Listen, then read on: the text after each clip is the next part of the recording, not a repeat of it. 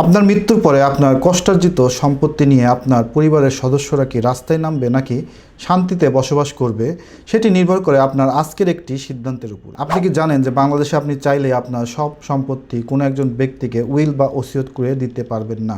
এমনকি আপনার ছোট্ট একটি ভুলে আপনার করা উইলটি আদালতের আস্থা করে নিক্ষিপ্ত হতে পারে।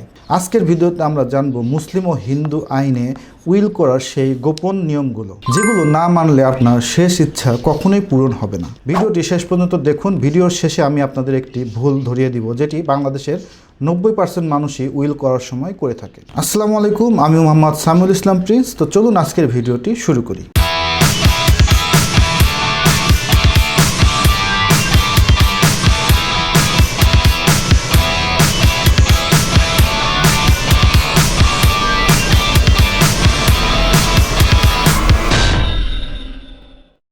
সহজ ভাষায় একজন ব্যক্তি তার মৃত্যুর পরে তার সম্পত্তি কিভাবে বণ্টিত হবে তার যে লিখিত বা মৌখিক ঘোষণা দিয়ে যান, সেটি মূলত উইল বা ওসিয়ত হিসেবে বিবেচিত।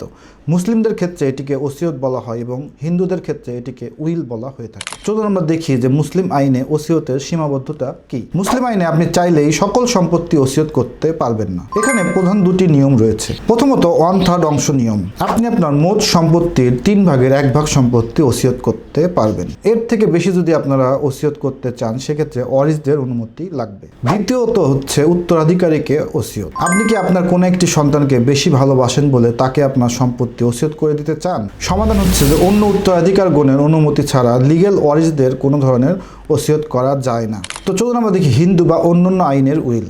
হিন্দু আইনের ক্ষেত্রে নিয়মটি একটু ভিন্ন। একজন হিন্দু ব্যক্তি তার নিজের উপার্জিত সম্পত্তি তিনি যে কাউকে উইল করে দিতে পারেন। এখানে মুসলিম আইনের মতো 1/3 সম্পত্তির কোনো বিধান নেই। তবে মনে রাখবেন যে পৈতৃক সম্পত্তির ক্ষেত্রে কিছুটা জটিলতা রয়েছে। তো আমরা দেখলাম যে একজন হিন্দু ব্যক্তি চাইলেই তার যাবতীয় সম্পত্তি উইল করে যেতে পারেন, যে সম্পত্তিটি তার নিজের অর্জিত, অর্থাৎ নিজের যে সম্পত্তিটি অর্জন করেছেন সেই সম্পত্তিটির পুরোপুরি সম্পত্তি তিনি যে কাউকে উইল করে দিতে পারেন। এক্ষেত্রে মুসলিম আইনের মতো 1/3 অংশের বেশি উইল করা যাবে না, এ ধরনের কোনো বাধ্যবাধকতা নেই। তবে মনে রাখবেন যে পৈতৃক সম্পত্তি উইলের ক্ষেত্রে কিছুটা জটিলতা রয়েছে। তো চলুন আমরা দেখি যে বাংলাদেশে একটি বৈধ উইল বা ওসিয়ত করার নিয়ম। মনে রাখবেন যে শুধুমাত্র সাদা কাগজে লিখে রাখলেই কিন্তু উইল হবে না।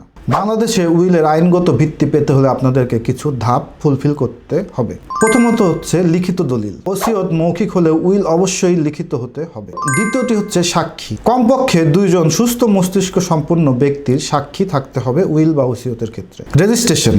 বাংলাদেশে উইল বা ওসিয়ত রেজিস্ট্রেশন করা বাধ্যতামূলক। রেজিস্ট্রেশন না করলে এর আইনগত ভিত্তি পাওয়া কঠিন। তো ভিডিওতে শুরুতেই বলেছিলাম যে বাংলাদেশের 90% মানুষ একটি ভুল করে থাকেন উইল করার ক্ষেত্রে, সেটি হচ্ছে উইলের প্রবেট না করা। উইল করলেই কাজ শেষ নয়।